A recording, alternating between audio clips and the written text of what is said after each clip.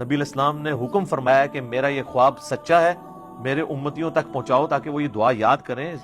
یہ اللہ سے بہت بڑی دعا ہے جو نبی علیہ السلام نے اس خواب میں مانگی ہے۔ آج نبی علیہ السلام فرماتے ہیں کہ اللہ تعالیٰ نے پھر مجھ سے فرمایا کہ اے محمد کچھ مانگنا ہے تو مجھ سے مانگ لو۔ اب نبی علیہ السلام نے اسی وقت ایک دعا، وہ اللہ نے ان کو تعلیم کی یا فی البدی زبان پہ آئی خواب کی حالت میں، تو نبی علیہ السلام کہتے ہیں جب مجھے اللہ نے کہا نا کہ مانگ لے کچھ مجھ سے مانگنا ہے، تو میں نے پھر یہ دعا مانگی۔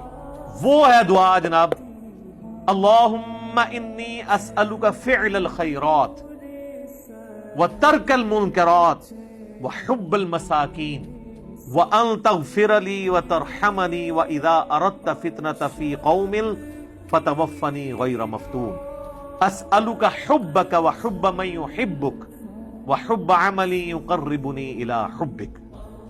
یہ دعا کہتے ہیں میں نے جب مانگی تو رسول اللہ فرماتے ہیں صلی اللہ علیہ وآلہ وسلم میرا یہ خواب حق ہے، اسے یاد کر لو اور اسے دوسروں تک پہنچاؤ۔ اللہ کا شکر ہے میں نے تو 1994 میں یاد کی تھی جب مجھے پہلی دفعہ یہ پتہ چلی، جب میں FSC میں پڑھتا تھا۔ تو نماز کے تشہد میں اسے پڑھیں اس دعا کو، کیونکہ بخاری مسلم میں حدیث ہے جب درود شریف پڑھ چکو تشہد میں، اس کے بعد جو چاہو اپنے رب سے مانگو، تو آپ یہ مانگیں۔